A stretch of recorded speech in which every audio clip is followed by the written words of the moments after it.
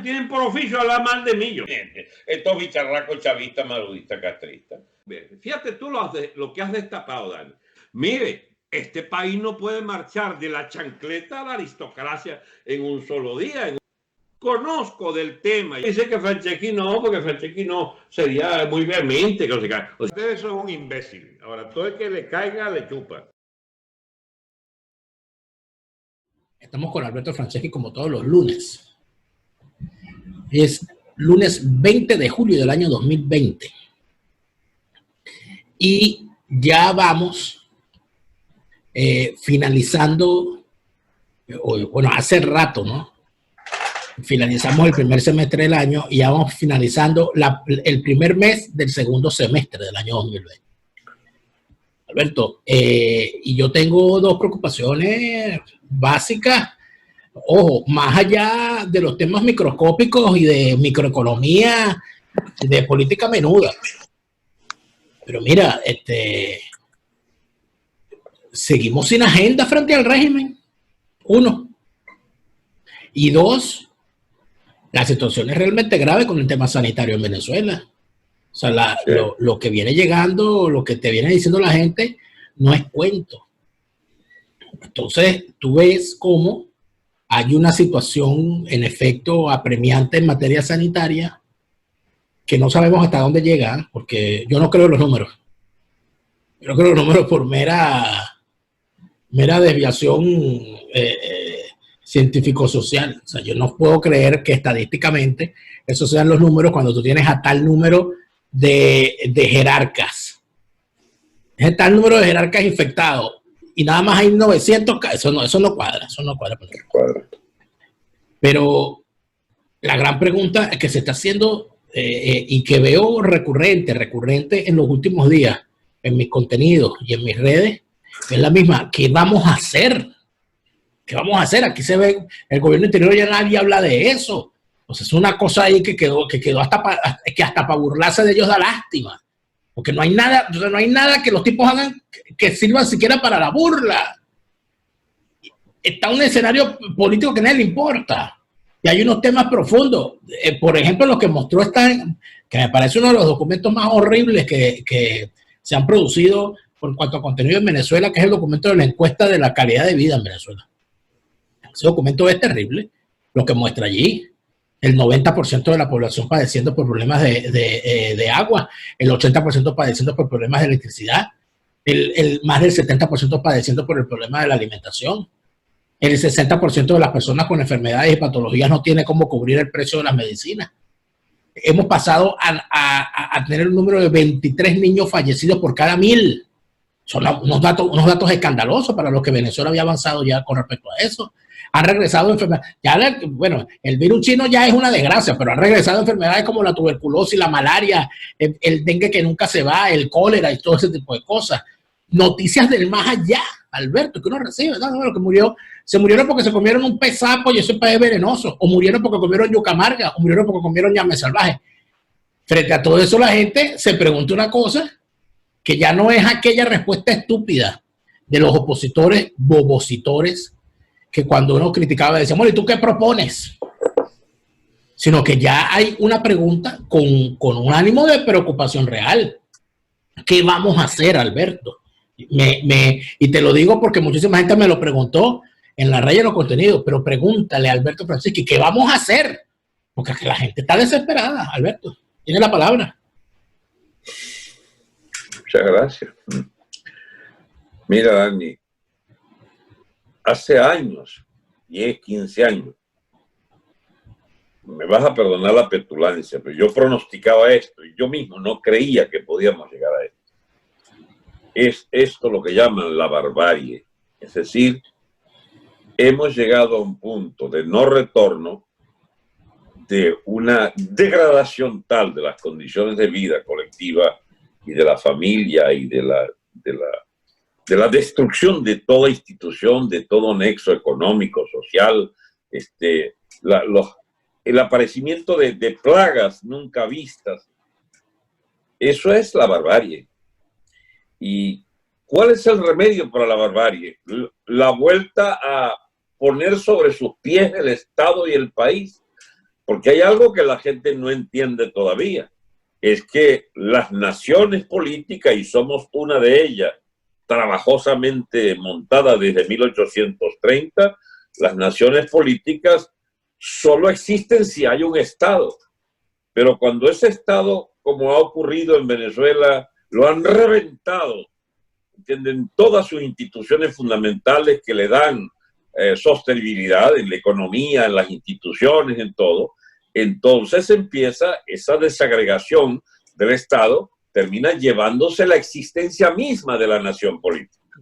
Es decir, estamos en presencia de un proceso degenerativo de tal calibre en el tejido social, porque ya se liquidó el tejido político y el tejido institucional jurídico, que entonces empiezan las propias instituciones a ser parte de ese reparto de pedazos de territorio, que es lo que significa el Estado fallido. No hay Estado, no hay vida social controlada por leyes ni por estamentos jurídicos de instituciones jerarquizadas, pues, para la redundancia, que logren poner orden en nada. Y entonces son las turbas, pero las turbas ni siquiera con algún objetivo, no, las turbas que arreglan cada cual a su manera y a su leal saber entender los problemas de la vida cotidiana, acuciantes y desesperantes para la grande mayoría. Eso es la barbarie. ¿Y cómo entonces salir de la barbarie? Tiene que haber una especie de corte quirúrgico. Tiene que haber un antes y un después de esta situación cada día más degradada, que el día que sepamos que hay solución es porque termina abruptamente este estado de cosas que va hacia esas fuerzas centrífugas que no paran de descentrarnos, de sacarnos de un eje, de sacarnos de una convivencia civilizada. ¿Y dónde está? Bueno, hay los magnicidios, las revoluciones, los estallidos, las invasiones, las catástrofes naturales que de golpe recentren al país. O sea, ¿qué es lo que puede ocurrir? Tiene que ser un evento excepcional y la gente no puede esperar ningún proceso de proposiciones. O sea, cuando yo escucho hablar a imbéciles como Capriles, por ejemplo, decir elecciones libres y justas, es decir, este no entendió nada, no sabe dónde está viviendo este. Y como te digo Capriles, te digo cualquier otro. O sí sabe, o sí sabe y se está haciendo el que no. Yo creo que, chicos, yo no sé, ya yo dudo de que tengan elemental noción racional de la política. Ayer el Guaidó, hace 3 días, felicita a Francia por su independencia el 14 de julio.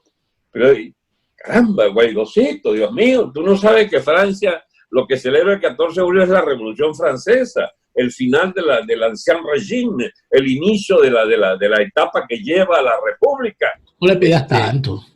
Y que no fue invadida, la última vez que fue invadida fue por César, Julio César, que inaugura la última vez que fue invadida por los nazis.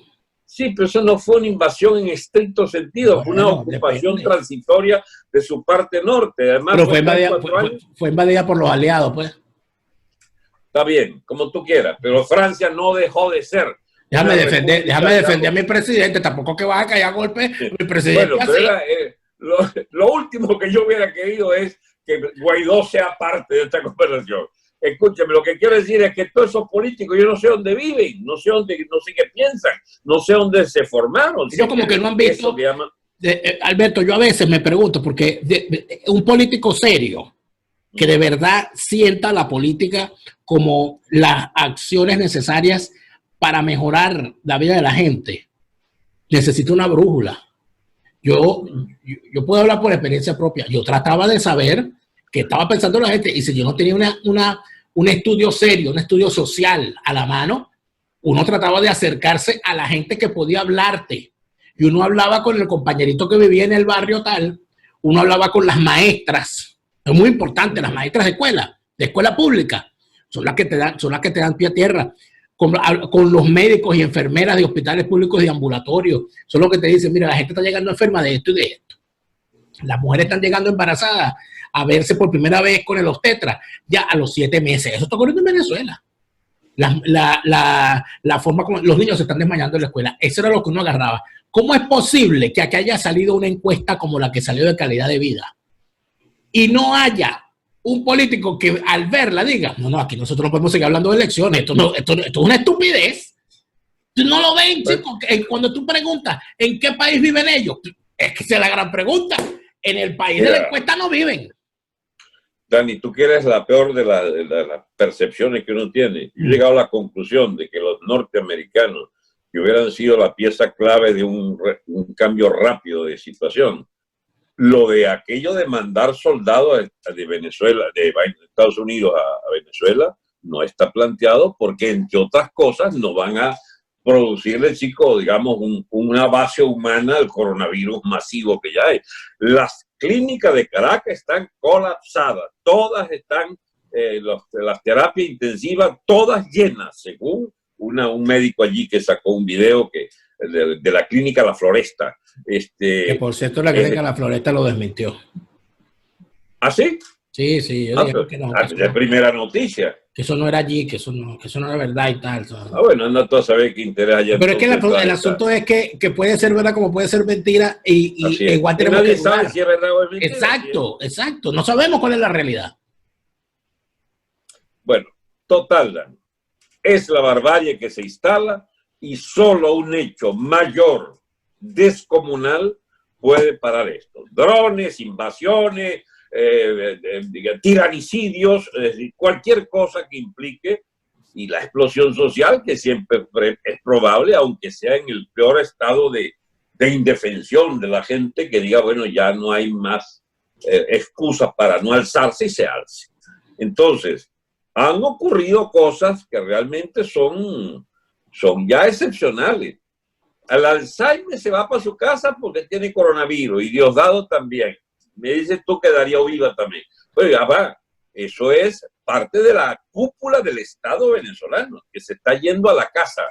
¿Y en manos de quién quedamos? De Padrino, que se echa un discursito, de aquí estoy yo, que soy el hombre fuerte de esto, ya va, y quien dirige esto, tú tienes 4 o 5 años pasados de tu etapa de que has debido irte para tu casa con 33 años de servicio. No, pero parece que estaba celebrando que por fin Diosdado está anulado y entonces él es el que ahora de verdad puede agarrar.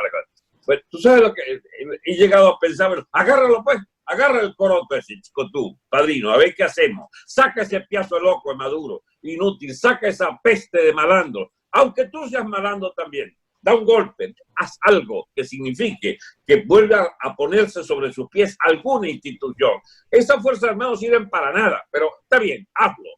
Pero porque empezará otro calendario. Si Padrino se hace, eso me imagino que fue lo que pensaron los norteamericanos y el propio Leopoldo, el 30 de abril pasado, y que iban a dar un golpe con Padrino y el bandido ese del Tribunal Supremo. Ojalá lo hubieran dado. Ojalá lo hubieran dado, Dios mío, porque tú no sabrías a quién cargarle la cuenta, la nueva contabilidad de esta desgracia nacional. Pero es que tampoco lo hacen, porque ellos creen que entonces que un discurso arregla el problema. Es una cosa que empieza a ser tragicómica. O sea, echas un discurso de hombre fuerte y entonces todo empieza a arreglarse. No, piazo pendejo. Tú lo que haces es agravar, generando unas expectativas absolutamente infundadas que llevan al país a otro grado de deterioro adicional, donde se hace visible que la Fuerza Armada le quitaste que fuera chavista, le quitaste que fuera socialista, dejas que es antiimperialista, pero sigue siendo toda aquella, digamos, masa de epítetos tontos que recubren tu absoluta incapacidad para dirigir nada. Porque la noticia clave para que entiendan de qué tamaño es la crisis de la Fuerza Armada es que de fuentes estrictamente confiables, fíjate que tú te acuerdas del cuartel, el cuartel famoso ese de Caracas, chico, el más famoso. San Carlos. No, el cuartel. El batallón Ayala, dices tú. Ayala. Batallón allá. Batallón quiere decir 1.800, 1.000. Eso tiene 46 efectivos lo que tiene el batallón Ayala. De 1.000 a 46. Bueno, esas son las fuerzas llamadas militares. Ahí lo único que hay activo realmente son no sé, un plan de empleo que llaman milicia y que tiene un puño de vagos políticos del PSV comandado por militares prestados a armar la estructura de esa guarandinga y que, bueno, hacen de fuerza de terror hipotético para la población, como los presos de la Focorito, que ha anunciado que 40.000 privados de libertad dirigidos por ella, pues van a intervenir a favor de Maduro y del régimen. Ojalá le dé coronavirus, es lo único que le dé a la tal Focorito también. Entonces, estamos en presencia de una especie de desgajamiento final de, no sé cómo explicarlo, Daniel, te digas que nunca una sociedad se deja llegar, se deja llevar hasta esos niveles de degrado, de descomposición y de ruina. Bueno, solo lo logró el chavismo, madurismo, diosdadismo, castrismo, esa cosa, esa peste política que nos cayó encima. Padrinismo ahora también. Padrinismo. Entonces, solo un hecho excepcional. Por eso yo sigo creyendo que por más que la disimulen, la intervención puntual, quirúrgica, de la potencia llamada a ayudar militarmente a Venezuela, que los Estados Unidos, intervenga. Yo creo en los drones salvadores. Así como lo estás oyendo. Ahora, pero a mí me parece importante dos señales, no de radicalización, porque creo que no cabe el término de radicalización en una gente que ya dejaron de ser un movimiento político para pasar a ser una fuerza del crimen transnacional. A mí me llama la atención la emergencia pública en el discurso oficial de esta casta criminal de dos figuras ante la forzosa desaparición, al menos de momento, de personajes claves como Tarek El Aizami y Diosdado Cabello. Siguen allí los hermanos Rodríguez, sigue allí Maduro. Cilia es un celaje, públicamente no aparece, pero Padrino López con esa declaradera, ¿no? A ritmo de 3 discursos a la semana, con 3 frases particulares, ¿no? Y la aparición súbita con promesas de guerra de planes de Iris Varela, señalan que en efecto aquí hay 2 grandes planteamientos. Entonces uno dice, ¿es Iris Varela la cara fea de lo que representa Padrino? Son los dos brazos de lo que podría venir si es que acaso sale del camino Nicolás Maduro, o simple y sencillamente lo que estamos viendo es un juego de boxeo de sombra para ver quién se queda con la tajada más grande de los negocios que da el chavismo. O tú acabas de hablar de padrinismo. ¿Será que aquí estamos en un padrinismo en construcción? Sí. Mira, Daniel, es que especulación pura. Claro. Lo único que a ciencia cierta puede percibirse que de verdad hay 2 fuerzas que han subsistido a esta hecatombe institucional venezolana, que es 1.000, 2.000, 6.000, no sé cuántos miles son de uniformados detrás de la figura de Padrino. Y otros miles también uniformados de las huestes de presos, ampones de la Foforita. ¿Tú has oído hablar de los colectivos? Claro. Sí, pero digo, últimamente pareciera que están como esfumados. Bueno, recuerda que están en guerras intestinas incluso. Claro, además de eso, acuérdate que hubo el evento que algunos han olvidado de la prisión de José Pinto, de uno de los colectivos, de los colectivos más connotados y antiguos, que son los Tupamaros. O sea, esas fuerzas están como desarticuladas. Pero las Fuerzas Armadas, esas llamadas Fuerzas Armadas, presididas por Padrino, siguen existiendo como institución podrida hasta los tuétanos, es cierto, llena de narcotraficantes, de ladrones, son el sustento del narcoestado y con ello habrá que contar. Se nos dice que sigue existiendo una fracción militar dispuesta a pelear contra esta inercia militar del régimen. Y yo, que creo ya poco y nada en que eso sea viable, sí debo admitir, hay personas informadas, periodistas, etcétera, que han seguido esa fuente militar, de que habría que esperar otros remesones. A ver, los remesones que pueden esperarse son luchas intestinas por la apropiación del botín. Es igual, más o menos, a las luchas de la mafia caraqueña. ¿Cuál es el plan estratégico de Wilexi, por ejemplo, en Petare? Me imagino que es controlar cada vez más Petare, claro, y quizás echarle un mordisco a la zona del Tuy, qué sé yo. Bueno, ese tipo de contradicciones puede existir entre la alta oficialidad militar. ¿Qué es lo que quieren? El que agarre PDVSA, por ejemplo, agarre un problema. Difícilmente puede agarrar algo que no sea una cosa que hay que trabajar, de tratar de sacar pagar salarios y ¿cómo se llama? Tener conectados los pozos que quedan. Creo que está en 300,000 barriles diarios de producción. ¿Qué hacen con eso? ¿Tan optimista eres? No, dicen ellos. Entonces, a ver, ¿a quién le venden eso? Si eso no tiene venta, además tiene valor cero en este momento en el mercado mundial. Lo dicen que 20 dólares del barril, pero cuesta 18, 20, 25 producirlo.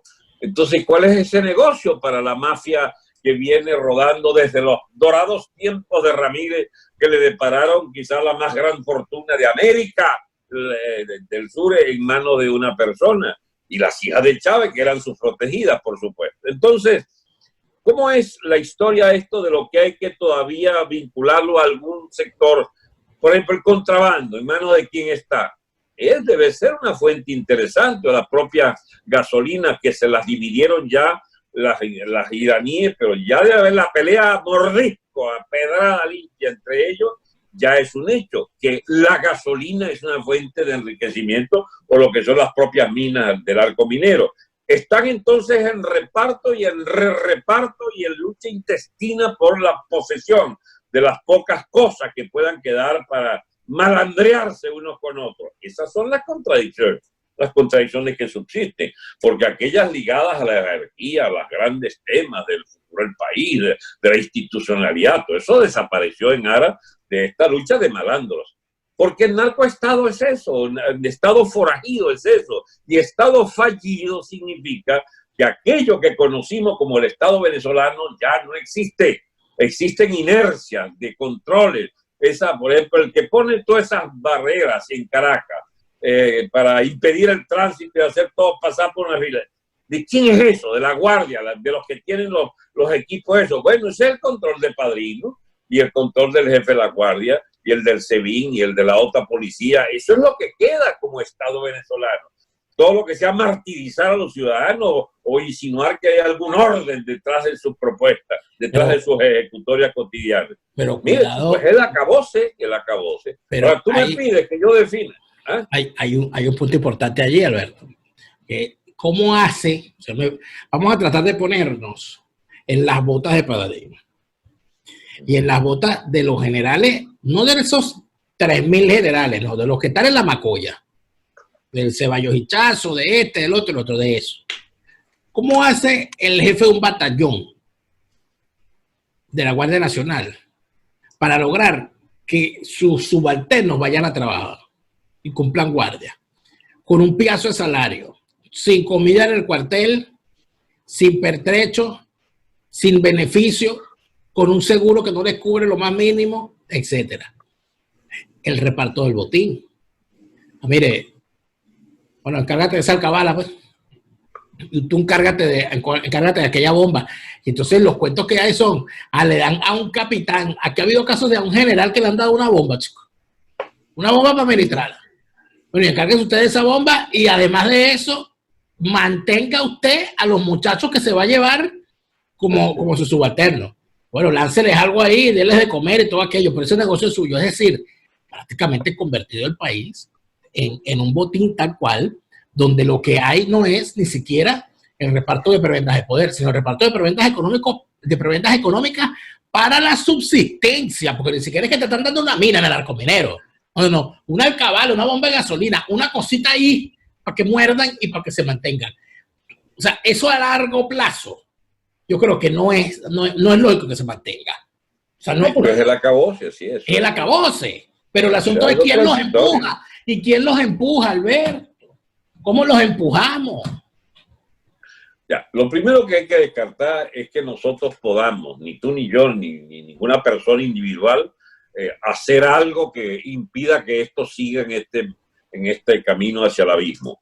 Son fuerzas muy superiores a las de nuestra voz o a las de nuestras propuestas o la de los grupos que eventualmente pudieran estar alrededor nuestro. Esto es, digamos, palabras mayores. El señor Duque, por ejemplo, tiene 100 veces, ¿qué 100? 100.000 veces más poder de decisión sobre la situación venezolana que Lara Farías o que Alberto Francés.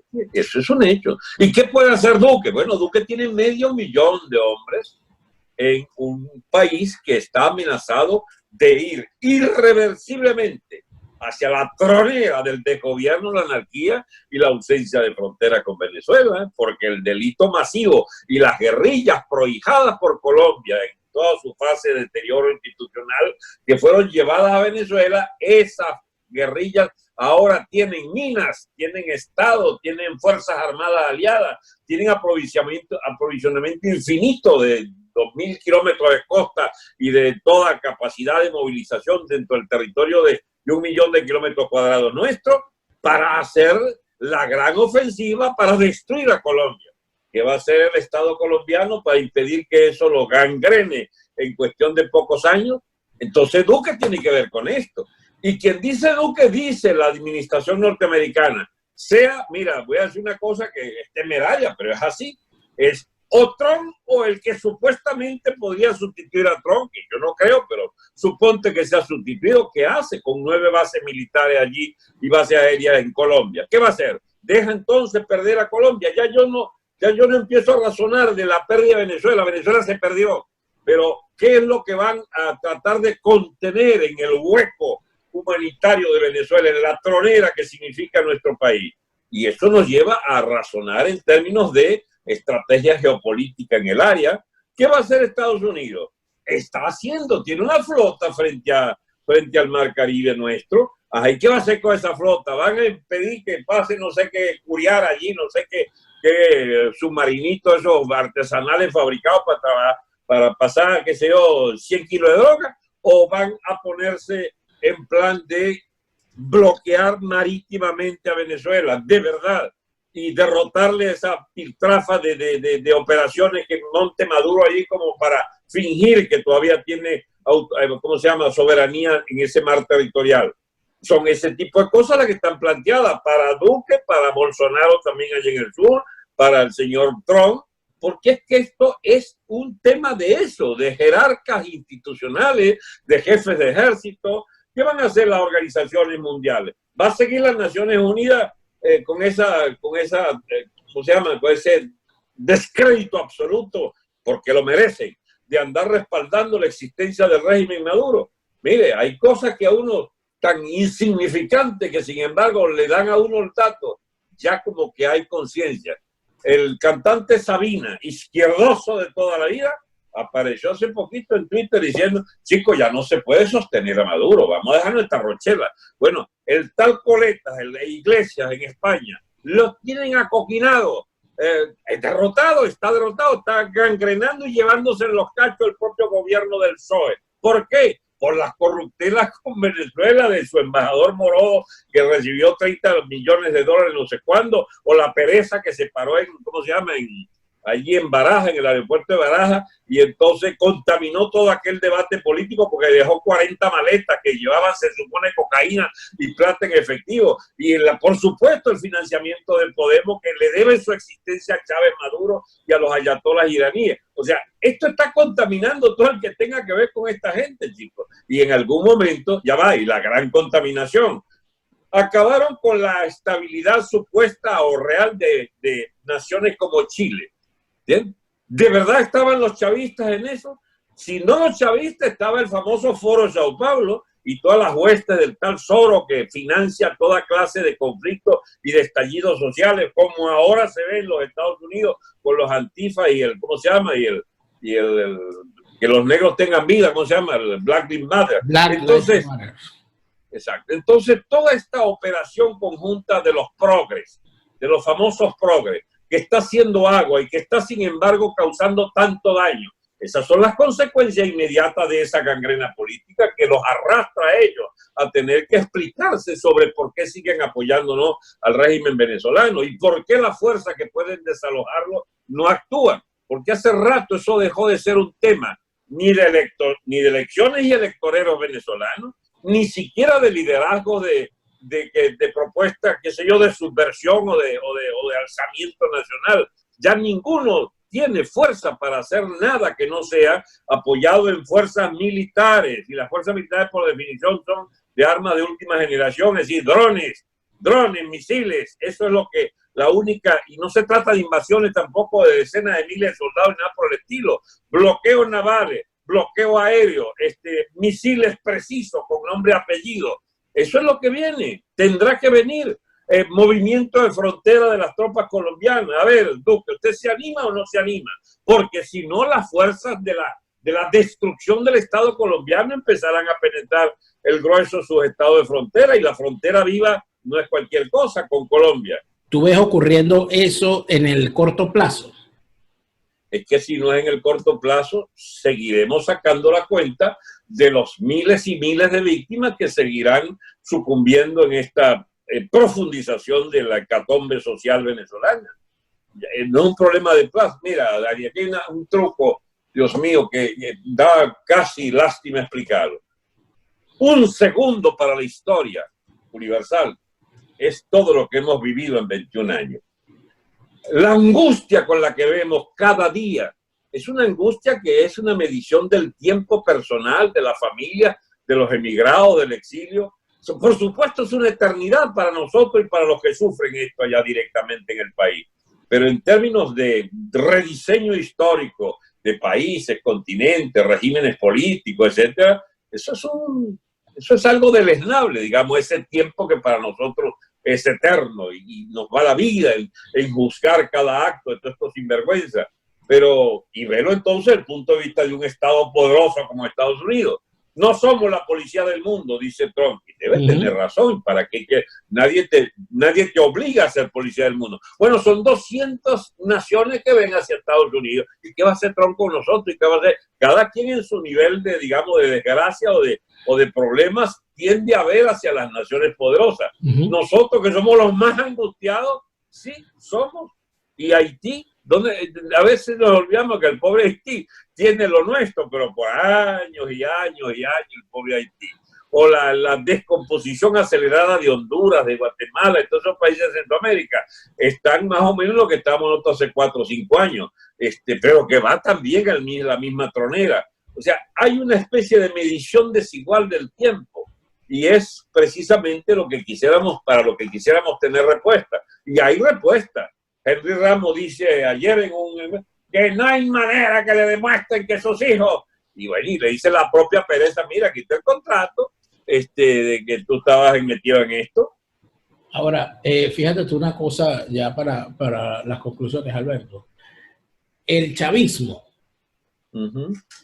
juega no con la falsa oposición, porque esa oposición falsa y protibularia es falsa y es protibularia y todo el mundo lo sabe.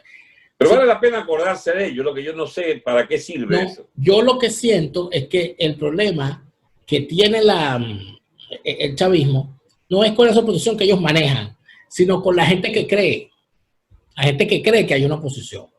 Lo que yo llamo el ciudadano opositor.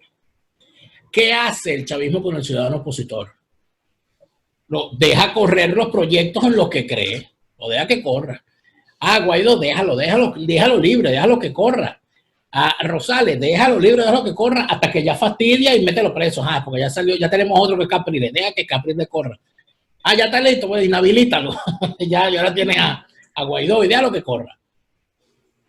Esa estrategia del largo plazo, déjalo que corra, que en algún momento se canse y lo agarro, ¿no será la misma estrategia que de alguna manera estará jugando Estados Unidos con el chavismo? Seguramente. La última cosa que sé en la que tuvieron metidos fue en lo de la fisura militar esta del 30 de abril. Daniel, yo no voy a criticar a Leopoldo López por haber intentado un golpe militar el 30 de abril del año pasado.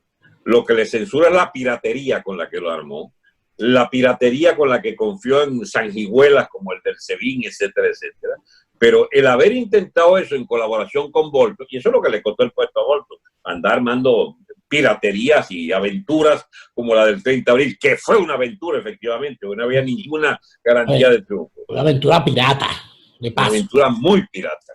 Entonces, a ver, pero indudablemente Trump, cuando se deshace de Bolton y empieza como a decir, bueno, pone al entrevistado tuyo, al tal Story, ¿eh? Diga, ¿y qué dice el tal Story? Repite lo de Capriles, chico, Story. Es decir, la diplomacia americana habría devuelto el chico a lo de 10 o 15 años atrás. ¿Bien? Bueno, sí, son efectivamente esos papeles que les toca a los pobres diplomáticos andar metiéndole embuste, y más todavía si se mete el embuste mismo debe ser más creíble. ¿Bien? Pero efectivamente por ahí no viene nada. Dani, yo solo puedo garantizar algo. Solamente saldremos del hoyo de salir de esta tronera si tenemos una fuerza política organizada capaz de partir de cero en la reconstrucción nacional. Necesitamos unas nuevas fuerzas armadas, una nueva moral pública, un despido de absolutamente todos los sinvergüenzas que tuvieron que ver por décadas con la administración de dinero público y que malbarataron, malversaron o dejaron malbaratar, que es tan fuerte como habérselo robado. Necesitamos una nueva dirección política para el Estado venezolano, para redefinir en diplomacia de paz con el área una nueva institucionalidad que solo puede ser la de una democracia en perspectiva, pero tiene que haber un gobierno que genere orden, tiene que ser un gobierno que liquide el AMPA masiva, que liquide la presencia militar de las guerrillas extranjeras, que liquide la influencia de los persas, los chiitas y toda esa guarandinga del Hezbollah, etcétera, que liquide la presencia del aparato de Estado cubano incrustado en las Fuerzas Armadas y Policiales de Venezuela, que liquide toda forma de sujeción a la fuerza del terrorismo internacional. Y por supuesto el narcotráfico, que debe ser erradicado. Entonces, quien se imagina el nuevo Estado venezolano tiene que saber que el primer acto que hay que hacer es pedirle ayuda a ¿cómo se llama? Estados Unidos para que mande, no sé, 100 avionetas, 100 aviones esos ligeros que rueden todos los días en aquel cielo venezolano, y que envíen, que sea 2.000 perros para andar oliendo a todo el mundo si carga droga o no. Eso es para cortar de cuajo. Que sea unos cuerpos élites militares que se gradúan y ascienden si combaten guerrilleros o si combaten, digamos, si garantizan el orden interno y garantizan la inviolabilidad del territorio. Entonces tú vas a ascender si eres un militar que efectivamente ejerce tu carrera militar de defensa armada del territorio del país. O sea, todo habría que revaluarlo, reconstruirlo y darle una nueva perspectiva. Eso es lo que llamamos, y además, elecciones, ¿cómo no? Para hacer elecciones hay que tener un nuevo registro civil, hay que volver a garantizar que quien diga que es venezolano esté respaldado, chicos, por una ¿cómo se llama? Es una partida de nacimiento y 1, 2 o 3 testigos. Y para que tenga pasaporte tiene que tener como 10 exámenes, qué sé yo, que hagan de verdad visible que ese señor es merecedor de un pasaporte nuestro. Esa reconstrucción ¿cómo se llama? De la identidad y el gentilicio, por definición, es lo que nos podría permitir pensar en unas elecciones que tienen que ser con un nuevo sistema, una nueva división territorial, porque hasta eso hay que revisarlo. Tú tienes que reconstruir el Estado. Imagínense un Estado desde cero. Entonces, cuando yo planteo estas cosas, corro el riesgo de que no me entiendan, pero en Venezuela hay que pensar en que hay 3, 4 grandes fases. La llegada de Colón y los jueces por allá, 1498, 1520 o 30. Ajá. Segunda fase, la independencia del 810 al 830, y pasando por la Gran Colombia. Y la nueva, Juan Vicente Gómez, por fin un Estado nacional coherente. Y no te voy a contar ni el golpe de Betancourt ni el 58, porque todo eso lo montó Gómez desde el principio del siglo XX. Y ahora, cuando se acabó ese Estado que montó Gómez, y ese Estado nuevo tiene que entonces tener nuevas bases, son las bases de las que los repúblicos llamamos, una verdadera república. No es la democracia, no es cuántos votos más o menos, no son candidatos, no son partidos, no son claques y camarillas de ladrones que se asocian para apropiarse del Estado. Es una nueva dimensión, una nueva concepción de que el ciudadano es el que elige y es el elegido, no los cogollos partidistas ni las listas de partidos. Es un nuevo régimen, no es un Estado de partido, es un Estado de ciudadano, un Estado republicano realmente existente. Entonces, ese tipo de temas, por supuesto, si tú lo mezclas con coronavirus, ¿cómo se llama? Y todos los dramas iniciales que tú me propusiste al principio, eso no pega porque no puede pegar, porque estamos hablando del futuro, y el futuro de esa, un futuro de esas dimensiones tan, digamos, beneficiosas, solo puede imaginarse con un corte quirúrgico respecto a toda esta plaga anterior. Y esto que estamos viviendo es el acabose del viejo régimen, no es otra cosa. Y hay que prepararse para el nuevo. ¿Y tú te estás preparando con esta corriente de los repúblicos para enfrentar eso? Los repúblicos, así es.